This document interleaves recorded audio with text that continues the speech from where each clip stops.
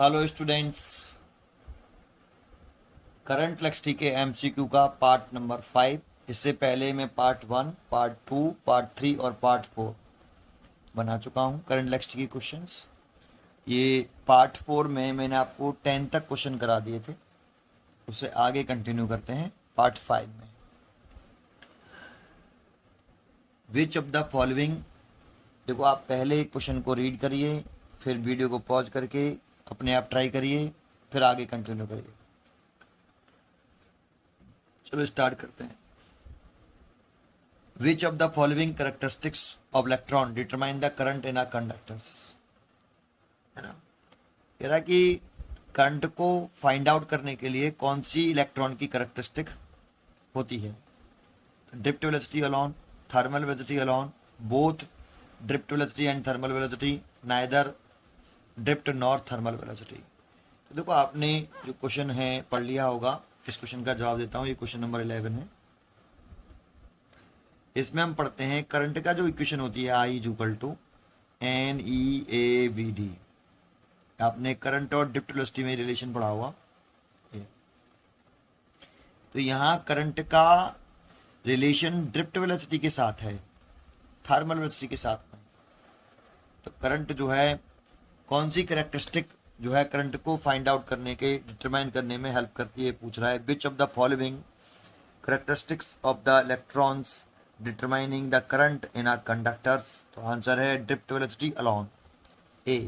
Thermal velocity alone, wrong, दोनों तो होती नहीं है, तो केवल ड्रिफ्ट वेलोसिटी अलोन। तो ड्रिफ्ट वेलोसिटी अलोन।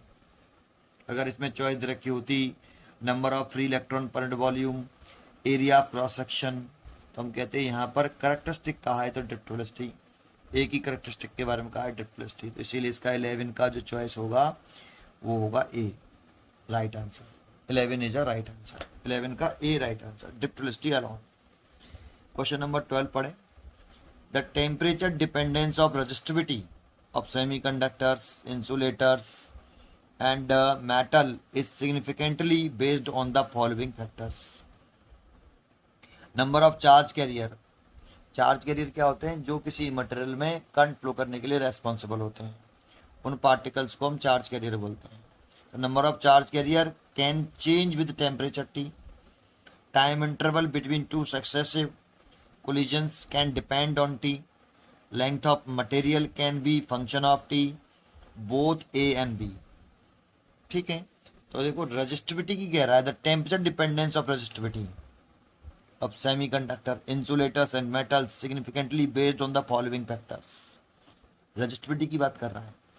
देखो रेजिस्टिविटी क्वेश्चन नंबर 12 में लिखे हैं, तो रेजिस्टिविटी का एक रेजिस्टेंस का फॉर्मूला आपने पढ़ा हुआ, R is equal to ML over NE² tau A. जब ये ओम्स लॉ का फॉर्मूला ड्राइव करते हैं ना, तब ये रेजिस्टेंस का हम फॉर्मूला पढ़ते हैं ये। और यहाँ ये जो टर्म होता है ये वाला इतना, इसको हम इसकी जगह पर रेजिस्टिविटी लिखते हैं, रो L बाई ए, ऐसे। तो रेजिस्टिविटी की जो वैल्यू आती है वो आती है M ओवर NE² टाउ।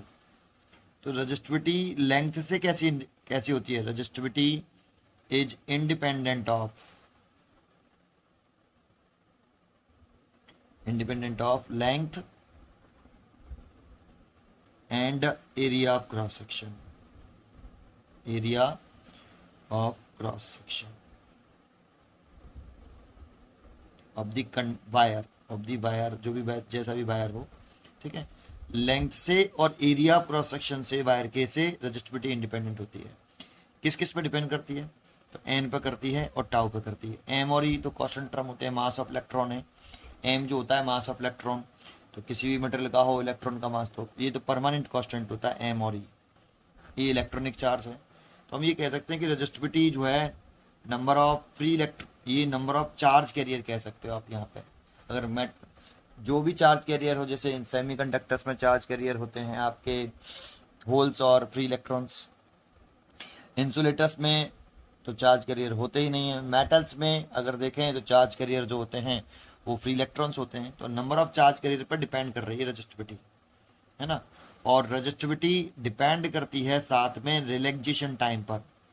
और ये रिलैक्सेशन टाइम दो पॉजिटिव आयंस के बीच में जो चार्ज कैरियर होता है उन वो कोलाइड करने में सक्सेसिव कोलिजन करता है, तो जो टाइम लगता है उसे रिलैक्सेशन टाइम बोलते हैं। तो ये आपका ये क्या चॉइस दे रखी है, तो इन दो फैक्टर पर डिपेंड करती है रेजिस्टिविटी। तो क्वेश्चन था temperature dependence of resistivity of semiconductor insulator and metals is significantly based on the following factors. Number of charge carrier can change with temperature T. तो चार्ज कैरियर चेंज होते हैं temperature change करने से, मतलब charge carrier पर resistivity depend करती है। एक right answer. Time interval between two successive collision can depends on T. तो देखो टेम्परेचर चेंज करने से टाउ चेंज होता है बेटा, और टेम्परेचर चेंज करने से एन भी चेंज होता है। अगर हम टेम्परेचर इंक्रीज करते हैं या टेम्परेचर चेंज करते हैं, अगर हम टेम्परेचर चेंज करें तो टेम्परेचर चेंज करने से आपका एन या टाउ ये दोनों ही चेंज हो सकते हैं, और इन दोनों पर ही रेजिस्टिविटी डिपेंड करती है। इसीलिए आप यहाँ ये भी चॉइस सही है। Length of material can be function of temperature. तो ये तो लेंथ से तो रेजिस्टिविटी कैसी होती है, इंडिपेंडेंट होती है। लेंथ से रेजिस्टिविटी कैसी है, इंडिपेंडेंट है। अगर और टेम्परेचर, इसीलिए वो चॉइस सही नहीं है। Both A and B, answer है देखो ए और बी दोनों करेक्ट है, लेकिन डी चॉइस देखो अब इसमें गड़बड़ ये होती है, हम ए और बी दोनों राइट लग रही हैं, है ना। Both A and B, D choice ये भी कहा है ए और बी दोनों ही करेक्ट हैं, तो डी चॉइस सही सही होगी इसकी। फिर ए भी राइट है, बी भी राइट है, लेकिन डी चॉइस रखिए बोथ ए एंड बी, एक ही चॉइस पे टिक करना है ना। तो इसीलिए हम 12 का डी टिक करेंगे, 12 का डी, ठीक है। अच्छा, क्वेश्चन नंबर 13 देखें। क्वेश्चन नंबर 13 देख रहे हैं, तो क्वेश्चन में कह रहा है Kirchhoff junction rule is reflected of. Kirchhoff junction rule जो होता है किरचॉफ फर्स्ट लॉ होता है, इसे किरचॉफ जंक्शन रूल भी बोलते हैं, किरचॉफ करंट लॉ भी बोलते हैं। Reflection of conservation of current density vector, conservation of charge, तो कंजर्वेशन ऑफ चार्ज पर बेस्ड होता है। जो आपका किरचॉफ फर्स्ट रूल है, किरचॉफ जंक्शन रूल है, किरचॉफ करंट लॉ है, वो कंजर्वेशन ऑफ चार्ज पर बेस्ड होता है, बिल्कुल ठीक है। फिर सी चॉइस भी पढ़ लें, ऐसे नहीं कि बस केवल बी चॉइस पढ़ के टिक कर दिया। अब देखो सी भी पढ़िए। The fact that there is no accumulation of charge at a junction, ये भी करेक्ट है, क्योंकि जंक्शन पर जितनी करंट आती है उतनी करंट जंक्शन से दूर जाती है। जितनी करंट जंक्शन पर आएगी उस करंट का सम और दूर जाने वाली करंट का सम इक्वल होता है। अगर इक्वल होता है तो वहां पे कोई चार्ज इकट्ठा नहीं होता जंक्शन पर। तो ये भी चॉइस सही है, तो इसीलिए इसका जो चॉइस सही है बी भी सही है, कंजर्वेशन ऑफ चार्ज बेस्ड है, और सी भी सही है। डी चॉइस रखिए बोथ बी एंड सी। तो आप जल्दीबाजी मत करना क्वेश्चन करते समय कि आप तुरंत जैसे पढ़ा कि Kirchhoff junction rules is reflection of conservation of charge.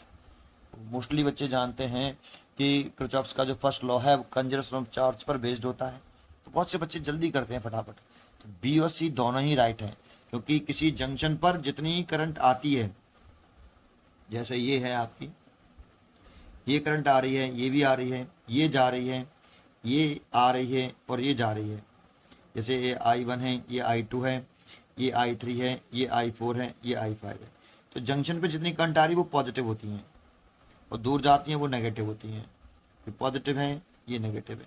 तो फर्स्ट लॉ क्या कहता है कि जंक्शन पर आने वाली जंक्शन पर मीट करने वाली ऑल करंट का एल्जेब्रिक सम, जंक्शन पर मीट करने वाली ऑल करंट का जो एल्जेब्रिक सम है वो 0 होता है। तो I1 plus I2, I1 plus का था, I2 प्लस का था, I3 माइनस का, I4 प्लस का, I5 माइनस का इज इक्वल टू 0।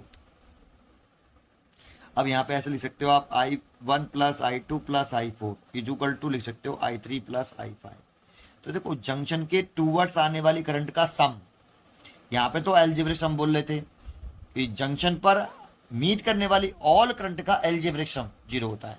तो देखो एल्जेब्रिक सम बोलते हैं तो उसमें प्लस माइनस दोनों आता है, लेकिन इसमें अगर इसको I3 और I5 को उस साइड में ले जाएं तो देखो ये सम हो गया, ये केवल सम है, ये एल्जेब्रिक सम है क्योंकि इसमें दोनों चीजें आ रही हैं। इसमें ये सम है, जंक्शन के टूवर्ड्स आने वाली करंट का सम और जंक्शन से अवे जाने वाली करंट का सम इक्वल होता है। तो जितनी जंक्शन पर करंट आई उतनी चली गई, इसका मतलब वहां पर कोई चार्ज एक्यूमुलेट नहीं हुआ, ठीक है। इसीलिए इसकी चॉइस डी करेक्ट होगी। 14 देखें अगर हम, question number 14, the current in electrolyte is due to positive ions only, negative ions only, both positive and negative ions and holes. देखो किसमें कौन से वे से, जैसे अगर हम बात करें कंडक्टर्स,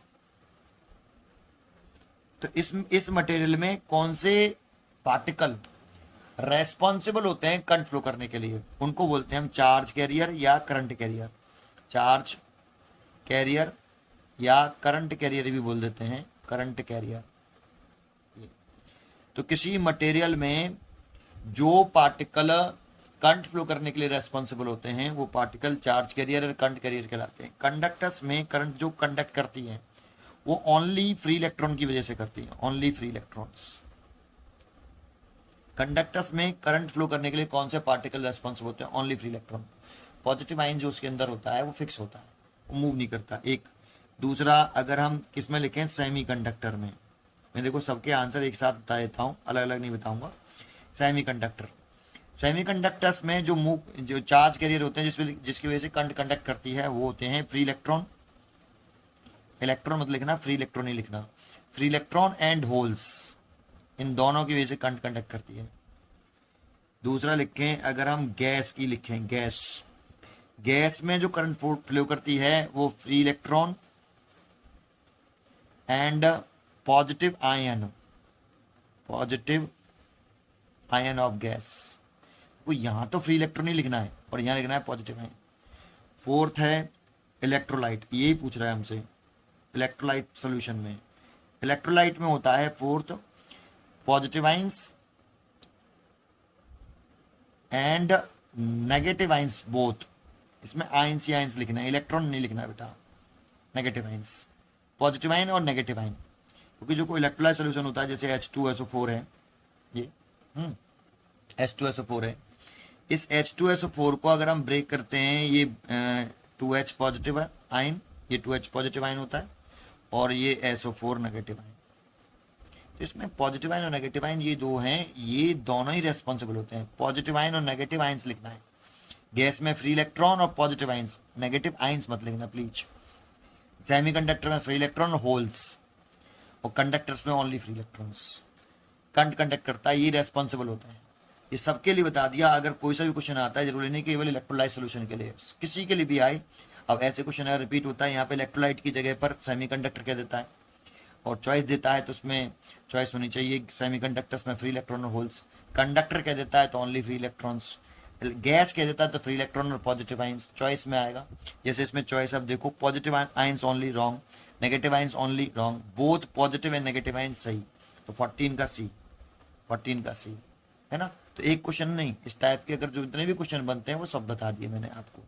चलिए क्वेश्चन नंबर 15 की तरफ आते हैं। क्वेश्चन नंबर 15 रीड करिए आप। क्वेश्चन नंबर 15 रीड करिए। तो 15 में यहां डाल लेता हूं, तब तक आप रीड करिए। In the circuit diagram the electric current through the branch BC is, BC branch इधर की, इसमें करंट पूछ रहा है। अब देखो इसमें कुछ दिया ही नहीं है, कोई रेजिस्टेंस नहीं गिवन है ना। देखो करंट दे रखी है, इस वाली ब्रांच में करंट दे दी उसने 2 एम्पियर, ये लिख दिया A, और ये वाली ब्रांच फिर आगे बनाई फिर ऐसे, और यहाँ एक ब्रांच और बना रखी है ऐसे, और यहाँ एक ब्रांच बना रखी है, फिर नीचे भी ब्रांच बना रखी है उसने, यहाँ एक ब्रांच बना रखी है ऐसे, है ना। ये ब्रांच बनाई है उसने, है ना, और फिर एक ब्रांच और उसने नीचे बनाई है, पर बना दिया, चलो ये बना दिया, चलो पूरा बना देता हूँ ऐसे।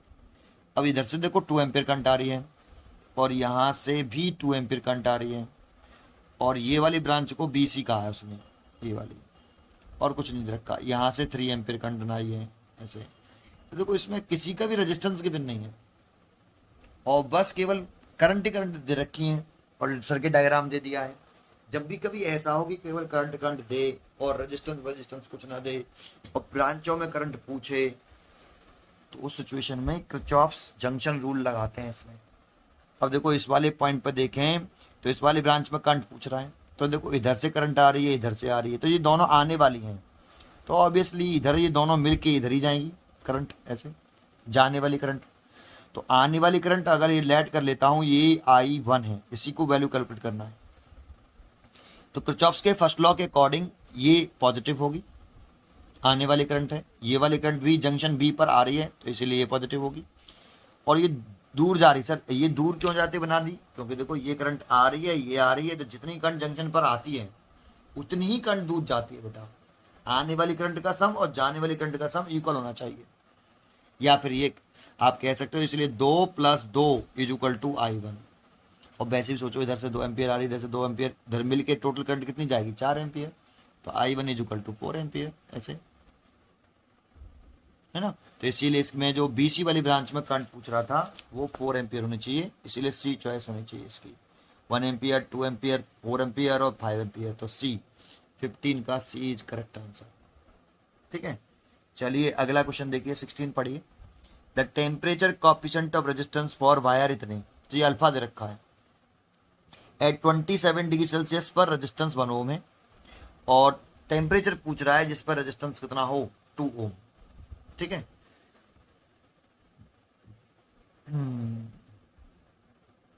ठीक है। तो देखो इसने क्वेश्चन में एक तो अल्फा गिवन है आपको, 15 करना शुरू करें, 16। अल्फा की वैल्यू रखी थी इसने 0.00125 पर डिग्री सेल्सियस, और जब टेम्परेचर 27 डिग्री सेल्सियस था तब उसका रेजिस्टेंस गिवन था उसने 1 ओम। तो कितने टेम्परेचर पर इसका रेजिस्टेंस 2 ओम हो जाएगा, ये क्वेश्चन है ना। कितना रेजिस्टेंस टेम्परेचर हो जिससे रेजिस्टेंस 2 ओम हो जाए। देखो अब यहाँ एक चीज नोट कर लेना बेटा, बहुत ही इंपॉर्टेंट पॉइंट बता रहा हूँ आपको। देखो अल्फा दिया है आपको, तो आप यहाँ पे अल्फा का फॉर्मूला अगर आपको लर्न होना चाहिए सबसे पहले, तो R2 - R1 ओवर R1 और T2 - T1, ये फॉर्मूला होता है अल्फा का। या आपने इस फॉर्मूले को शायद ऐसे पढ़ा हो कभी, R2 = R1 + R1 alpha T2 - T1, या तो आपने ऐसे रीड किया हुआ है या ऐसे रीड किया हुआ। ये करंट इलेक्ट्रिसिटी में फॉर्मूला है, लर्न तो करना होगा। ठीक है, तो ये temperature coefficient of resistance, alpha की वैल्यू देखो आपको इसने दे रखी है 0.00125, R2 की वैल्यू रखी है 2 ओम, माइनस R1 की वैल्यू 1 ओम, ये 1, और T2 की वैल्यू पूछ रहा है, और T1 की वैल्यू 27 डिग्री सेल्सियस। ठीक है, अब जो सॉल्व कर लो। अब देखो इसको लिखेंगे 125, तो 1 2 3 4 5, तो 10 की पावर 5 आएगा। मैं इसको ऐसे ले लेता हूँ, 3 जीरो इधर लेकिन 2, 5 जीरो आएंगे हटाने पर, ये आएगा 1 और ये आएगा T - 27। अब 5 से काट सकते हो इसे, 5 से 25 बार कटा, 25 से काट सकते हो, चाहे 25 से काट दो, ये 5 बार कटा, और ये 4 बार 25 से, है ना। और 5 से ये दोबारा से काटेंगे तो ये 200 बार कटेगा। तो ये देखो ये हो गया 1/800 ऐसे, और ये हो गया 1/T - 270। क्रॉस मल्टीप्लाई कर लें, तो यहाँ क्रॉस मल्टीप्लाई करने पर T - 27, है ना। ये = हम लिख सकते हैं यहाँ T इतना, और इसे लिखें तो = 800 ऐसे, और इतना लिखा तो T = 827 डिग्री सेल्सियस आएगा, क्योंकि हमने देखो सारी वैल्यू डिग्री सेल्सियस में रखी है, अल्फा की वैल्यू डिग्री सेल्सियस में रखी है, T1 की वैल्यू डिग्री सेल्सियस में रखी है।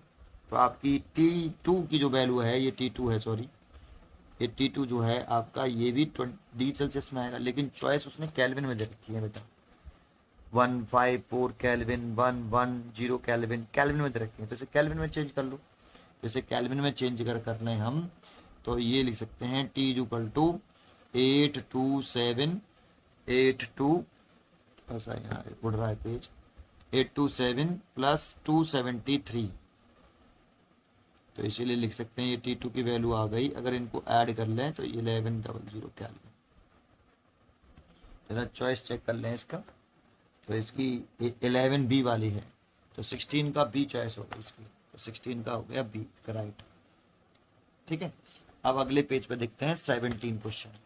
17 क्वेश्चन रीड करिए आप।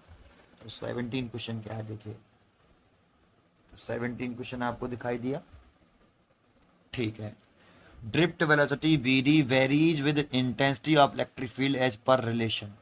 कौन सा रिलेशन है ये, पीछे वाले लेक्चर वाले में वीडियो में ये करा बता दिया था मैंने, वैसे फिर भी आपको बता दूं। आपको ड्रिफ्ट वेलोसिटी का जब फॉर्मूला ड्राइव करते हो ये कौन सा क्वेश्चन है? 17। ड्रिफ्ट वेलोसिटी का जब फॉर्मूला ड्राइव करते हो तो आपने पढ़ा होगा, drift velocity is equal to e capital E tau over m. ये फॉर्मूला होता है। ये यहाँ ई इलेक्ट्रॉनिक चार्ज है, ई इलेक्ट्रिक फील्ड है, टी रिलैक्सेशन टाइम है और एम मास ऑफ इलेक्ट्रॉन है, और ये ड्रिफ्ट वेलोसिटी ऑफ इलेक्ट्रॉन। तो यहाँ पे ड्रिफ्ट वेलोसिटी का इलेक्ट्रिक फील्ड के साथ डायरेक्ट रिलेशन है, देखो ऐसे डायरेक्ट रिलेशन, इसमें रिलेशन में देखो, है ना। और ये तब है जब इफ ई टाउ और एम अगर कैसे रहे? कांस्टेंट। अगर ये कांस्टेंट रहते हैं तो ये डायरेक्ट रिलेशन है। तो देखो इसमें चॉइस हो गई drift velocity directly proportional to E. ठीक है, इसीलिए इसका जो चॉइस होनी चाहिए वो 17 का ए। 18 क्वेश्चन देखें बेटा। The resistance of wire R ohms if it is melted and stretched to n times its original length, the new resistance will be। तो एक वायर है आपका ऐसे, इसकी लेंथ L लेट कर लेते हैं, area of cross section A, और रेजिस्टेंस इसका R क्वेश्चन में गिवन है, तो इसका फॉर्मूला हो जाएगा L/A। अब इस वाले वायर को मेल्ट किया और मेल्ट करके स्ट्रेच कर लिया, मतलब थोड़ा सा गर्म किया और गर्म करके इसे स्ट्रेच कर लिया। तो इस वायर को उसने स्ट्रेच कर लिया है और उसकी जो लेंथ है वो L टाइम्स इंक्रीज कर दी है ओरिजिनल लेंथ के, ऐसे। ये वायर पतला हो जाएगा थोड़ा सा, हमने गलत बना दिया डायग्राम, कोई बात नहीं। अब नई लेंथ जो होगी L2 वो n टाइम्स ओरिजिनल लेंथ के, n times its original length, और एरिया ऑफ क्रॉस थोड़ा सा कम हो जाएगा, लेंथ बढ़ाइए तो एरिया ऑफ कम होगा, लेकिन कितना कम होगा ये पता करना पड़ेगा। तो इसकी रेजिस्टेंस पे क्या इफेक्ट पड़ा ये पूछ रहा है, न्यू रेजिस्टेंस। देखो रेजिस्टेंस निकालने के लिए इस वाले वायर के लगा रहे हैं तो इसी की रेजिस्टिविटी, इसी वायर की लेंथ, इसी वायर का एरिया क्रॉस सेक्शन, और जब इस वाले वायर के लगा रहे हैं तो सारी चीज़ें इसी की लिखनी है। ठीक है, अब ये बताओ वायर को स्ट्रेच करने से कि वायर का मटेरियल चेंज होगा? तो वायर को स्ट्रेच करने से वायर का मटेरियल नहीं चेंज होगा, इसीलिए रेजिस्टिविटी चेंज नहीं होगी। Resistivity is the property of material, है ना। और ये लेंथ और एरिया प्रोसेसन से रेजिस्टिविटी कैसे होती है? इंडिपेंडेंट होती है, इसलिए इसकी रेजिस्टिविटी चेंज नहीं होगी, रेजिस्टिविटी दोनों की सेम होगी।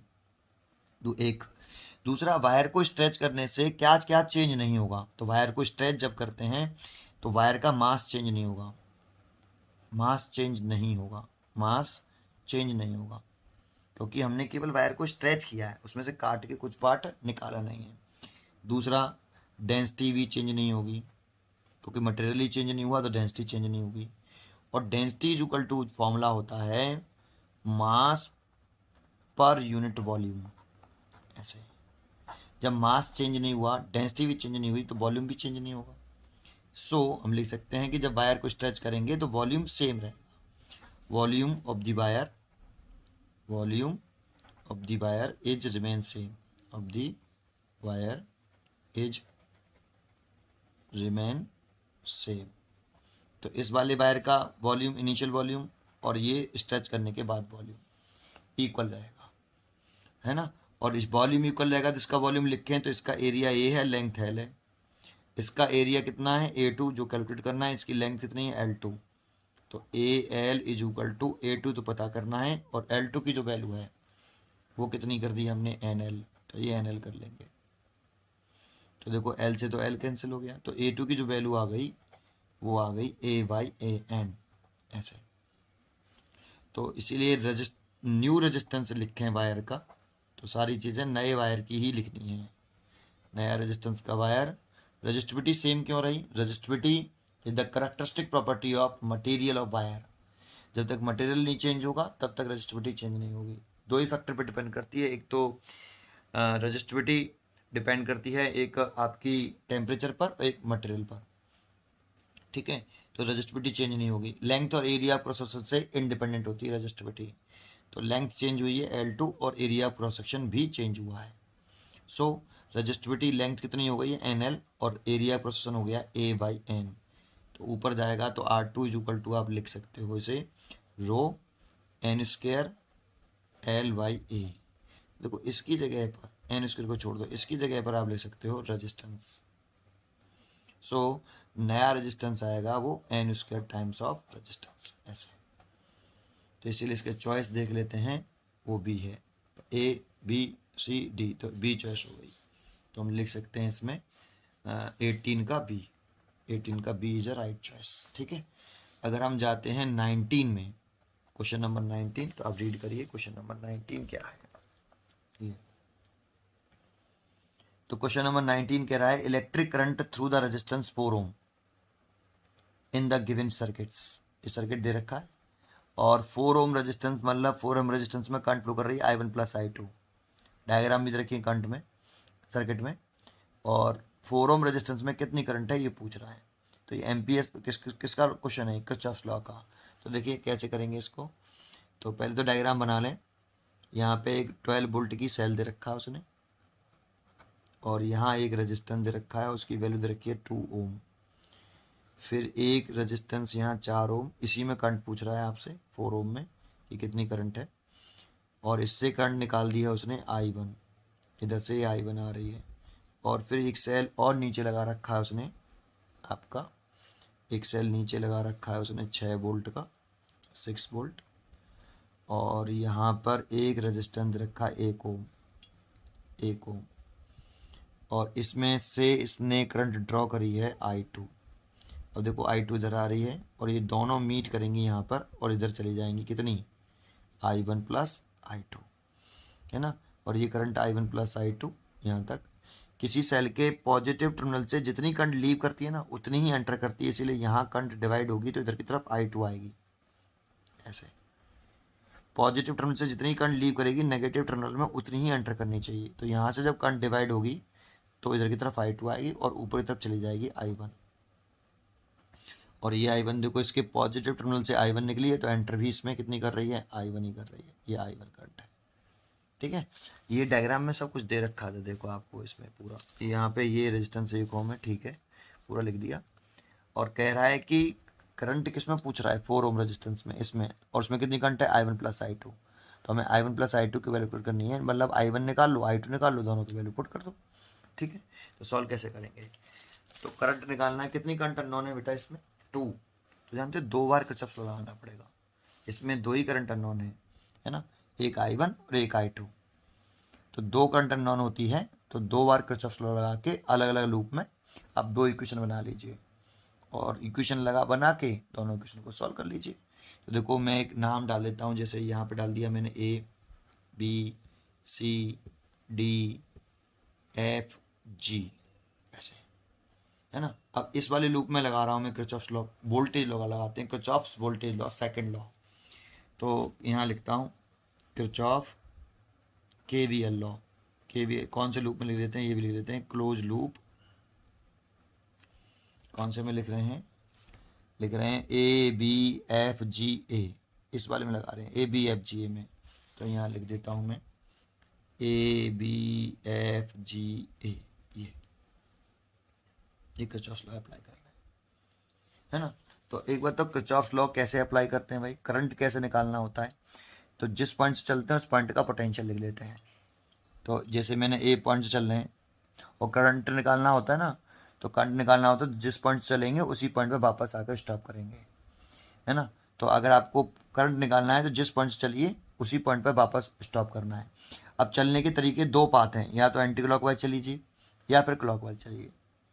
किसी भी पॉइंट से चलना स्टार्ट कर सकते हो इस लूप के, ए से स्टार्ट कर सकते हो, बी से, एफ से, जी से, ए से, क्योंकि आप इसी लूप में किरचॉफ्स लॉ अप्लाई कर रहे हो, है ना।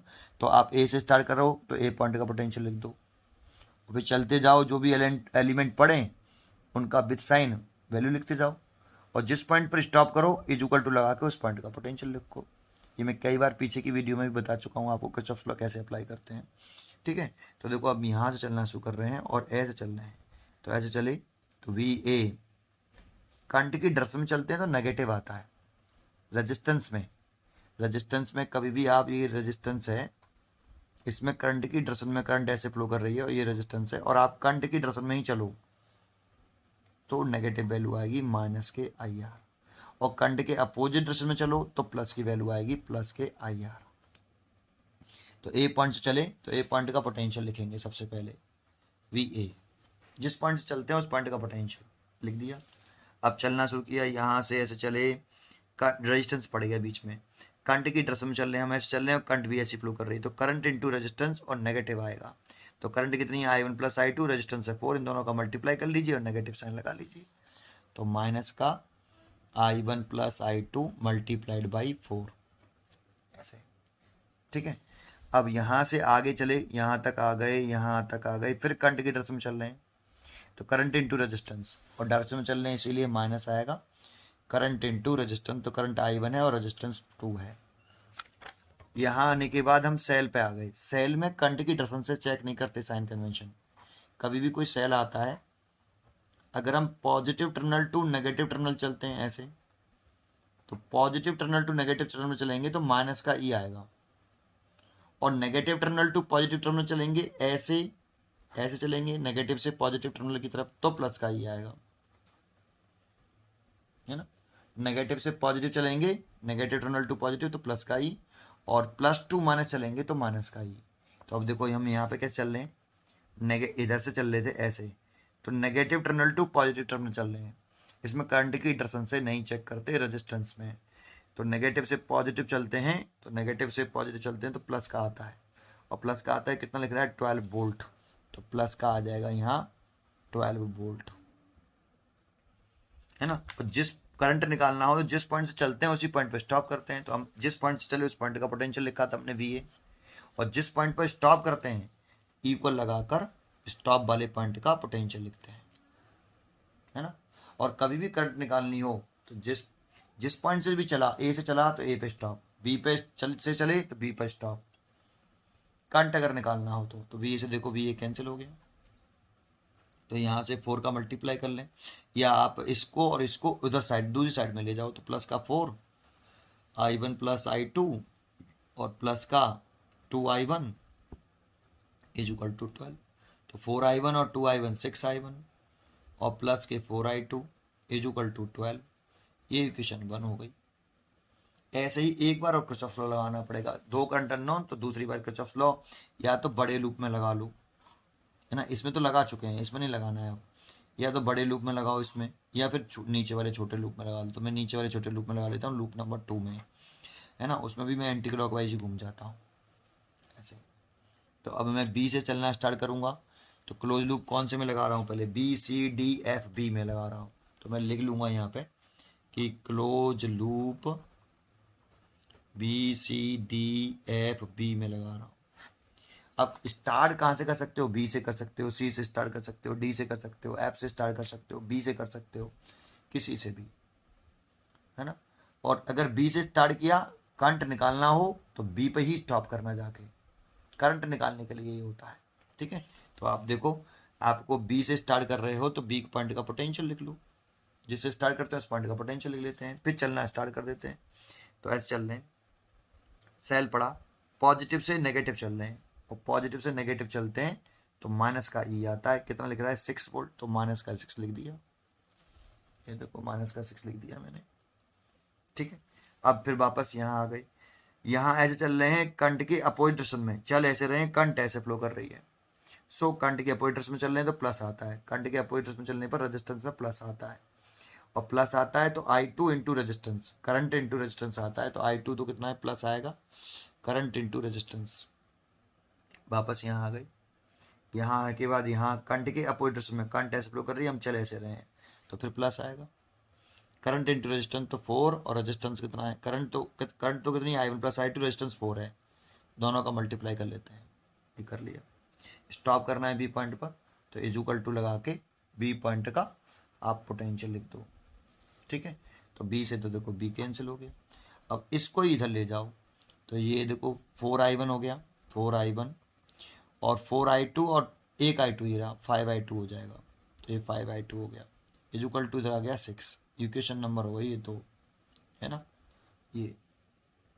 अब इन दोनों इक्वेशनों को सॉल्व करना है आपको, देखो आप चाहो तो इसमें 2 का मल्टीप्लाई कर, 2 का डिवाइड कर दो पूरे में, तो ये 3I1 हो जाएगा, और ये 2I2 हो जाएगा, और ये 6 हो जाएगा, ये इक्वेशन नंबर 1 इसे मान लो 2 का डिवाइड करके, तो ये कितना हो गया 3I1 प्लस के 2I2 इज इक्वल टू 6। अब इन दोनों इक्वेशनों को आपको सॉल्व करना है, अब देखो ये इक्वल नहीं है, तो आपको इसमें कितने का मल्टीप्लाई करना पड़ेगा, 2 का, इसमें कितने का मल्टीप्लाई करना पड़ेगा, 5 का। ठीक है, तो कर लीजिए, 2 का इसमें करिए तो ये हो गया 8i1, ये हो गया 10i2 और ये हो गया 12। ये क्वेश्चन नंबर 3। इसमें 5 का करिए तो ये हो गया 15i1 और ये हो गया 10i2 और ये हो गया 30। ये क्वेश्चन नंबर 4। अब इन दोनों को आप सब्ट्रैक्ट कर दीजिए, ये देखो ऐसे, तो ये देखो कैंसिल हो जाएंगे, है ना। 15i1 में से 8 सब्ट्रैक्ट कर दीजिए, तो 15 में से 8 गए तो कितने बचे,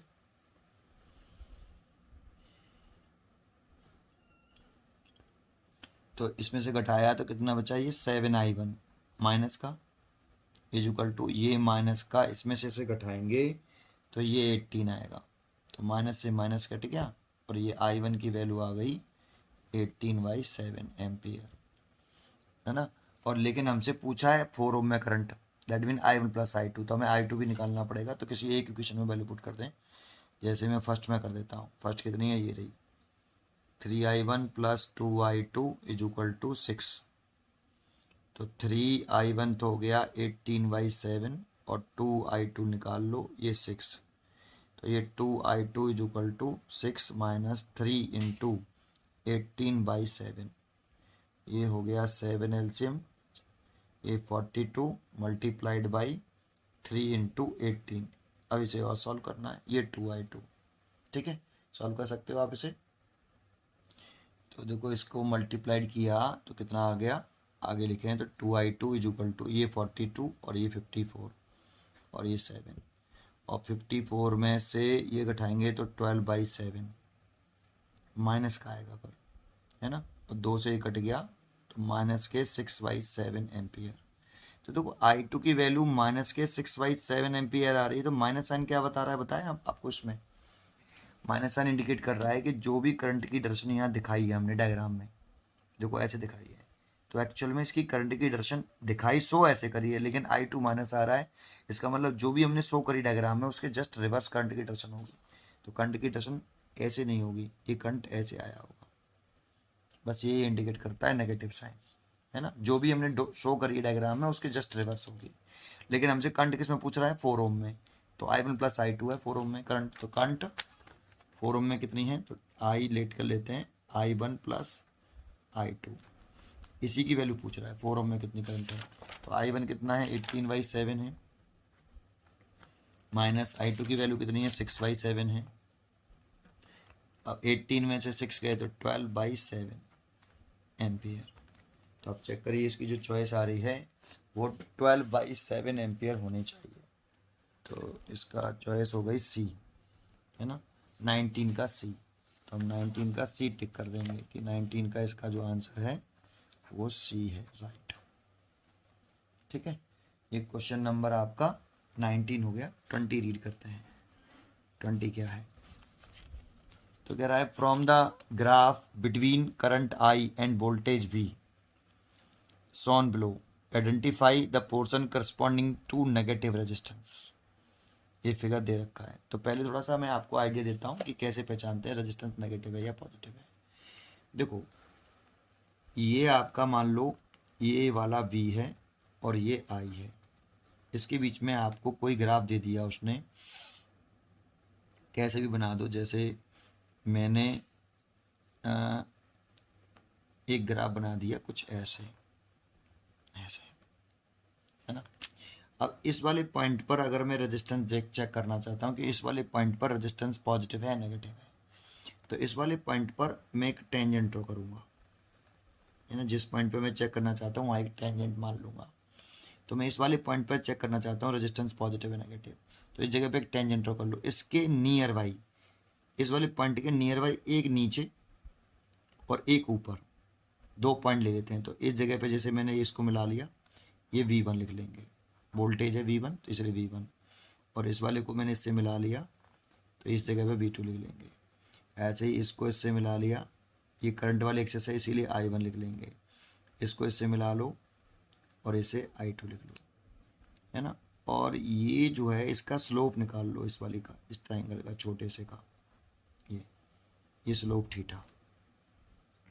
तो अगर हम स्लोप निकालते हैं tan थीटा, स्ट्रेट लाइन का स्लोप, इस स्ट्रेट लाइन का स्लोप, तो tan theta is equal to perpendicular, तो परपेंडिकुलर ये हो गया, ये कितना होगा I2 माइनस I1, और ये बेस हो गया, ये होगा V2 माइनस V1, तो परपेंडिकुलर हुआ I2 माइनस I1 और बेस हुआ V2 माइनस V1। आप चाहो तो इसको इंस्टेंटली लिखना चाहो तो डेल्टा आई लिख सकते हो और इसे डेल्टा वी ऐसे। अब देखो V इज इक्वल टू कितना होता है, V इज इक्वल टू होता है आई आर, तो ये I अपॉन वी है, तो I अपॉन वी निकालेंगे अगर यहाँ से तो 1/r is equal to I over V, तो I over V is equal to 1/r, तो इसकी जगह पे ले सकते हैं हम 1/r, तो यहाँ से r की जो वैल्यू निकालेंगे वो आएगी डेल्टा वी ओवर डेल्टा आई, और इसकी वैल्यू ले सकते हो आप V2 माइनस V1 और नीचे ले सकते हो I2 माइनस I1। ठीक है, अब चेक कैसे करेंगे कि रेजिस्टेंस यहाँ नेगेटिव हुआ या पॉजिटिव हुआ, तो इफ अगर V2 जो पोटेंशियल डिफरेंस है वो इंक्रीज हो रहा है, अगर बेटा पोटेंशियल डिफरेंस इंक्रीज होगा तो इनिशियल वैल्यू ज़्यादा या फाइनल वैल्यू ज़्यादा, तो फाइनल ज़्यादा होगी इनिशियल से, भाई V2 is greater than V1, तो ये फाइनल पोटेंशियल डिफरेंस है, ये इनिशियल पोटेंशियल डिफरेंस है। अगर फाइनल ज़्यादा इनिशियल से तो पोटेंशियल डिफरेंस क्या हुआ, इंक्रीज। अगर पोटेंशियल डिफरेंस इंक्रीज हो रहा है तो V2 ज़्यादा होगा V1 से। ऐसे ही एंड करंट भी इंक्रीज हो रही है, ये करंट भी इंक्रीज हो रही है, दैट इज फाइनल ज़्यादा है इनिशियल से, मतलब पोटेंशियल डिफरेंस भी इंक्रीज हो रहा है, करंट भी इंक्रीज हो रही है, दोनों ही इंक्रीज हो रहे हैं एक साथ। तो ज़रा सोचो आर कैसा आएगा यहाँ से, यहाँ से अगर V2 ज़्यादा है V1 से तो पॉजिटिव, और I2 ज़्यादा है I1 से तभी पॉजिटिव, तो R पॉजिटिव आएगा। तो अगर आपका V इंक्रीज और I भी इंक्रीज, दोनों एक साथ इंक्रीज हो रहे हो तो R पॉजिटिव होगा। दूसरा, इफ अगर V डिक्रीज हो रहा है, दैट इज फाइनल कम है और इनिशियल ज़्यादा है, एंड I भी डिक्रीज हो रहा है, दैट इज फाइनल कम है और इनिशियल ज़्यादा है। भाई डिक्रीज हो रहा है तो इनिशियल ज़्यादा होगा, फाइनल कम होगा, तो इस वाले केस में R इसमें भी, इस वाले केस में भी पॉजिटिव आएगा। कैसे, जब देखो इस रिलेशन से, अगर V1 ज़्यादा है V2 से तो ऊपर भी नेगेटिव आ जाएगा, और I1 ज़्यादा है I2 से तो नीचे भी नेगेटिव है, नेगेटिव से नेगेटिव करके फिर R पॉजिटिव हो जाएगा। तो इसका मतलब हुआ अगर V और I दोनों इंक्रीज होते हैं तो R पॉजिटिव होता है, V और I दोनों डिक्रीज होते हैं तब भी R पॉजिटिव होता है। तीसरा पॉइंट होता है इफ इनमें से कोई एक इंक्रीज हो, जैसे कोई भी एक इंक्रीज हो, ऐसा नहीं V इंक्रीज हो, मान लो V इंक्रीज हो रहा है, दैट इज फाइनल ज़्यादा इनिशियल कम है, और करंट डिक्रीज हो रहा है, करंट डिक्रीज, एक इंक्रीज जरूरी नहीं V इंक्रीज, कोई सा भी एक इंक्रीज हो, जैसे दैट इज I डिक्रीज हो रहा है तो I2 कम होगा I1 से।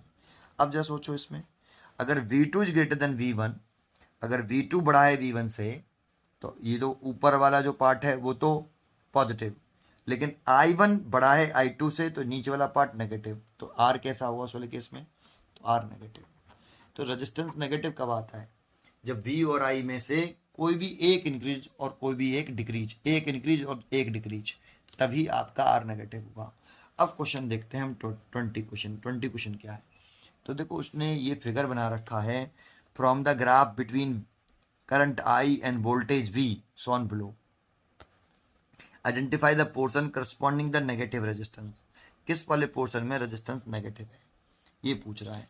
तो देखो इसने डायग्राम बना दिया ऐसे, ये V बना रखा है इसने, ये वाला V बना रखा है, और ये वाला उसने I बना रखा है, और ग्राफ में उसने कुछ इस तरीके से बनाया है, इस तरीके से, और फिर इस तरीके से ले गया है। तो देखो यहाँ डाल रखा है उसने A, यहाँ डाल रखा है फिर B, फिर यहाँ टॉप पे डाल रखा है C, फिर डाल रखा है यहाँ पे D, और फिर डाल रखा है E। तो देखो अगर हम O से B तक की देखें तो इस वाले पॉइंट पर, अगर हम देखो इस वाले पॉइंट पर O से B तक, इस वाले पॉइंट पर मान लो ये इनिशियल वैल्यू है, V इतना है और I इतना है। अगर हम ऊपर जाएं या नीचे जाएं, कहीं किधर भी चले जाओ, जैसे ऊपर जा रहा हूँ, इस वाले पॉइंट से ऊपर जा रहा हूँ, यहाँ गया तो V भी बढ़ा, V की वैल्यू बढ़ गई, इतनी बढ़ गई, और I की वैल्यू भी इंक्रीज हुई, क्योंकि I की वैल्यू ऊपर की तरफ इंक्रीज होती है, तो V और I दोनों इंक्रीज हो रहे हैं, तो R पॉजिटिव।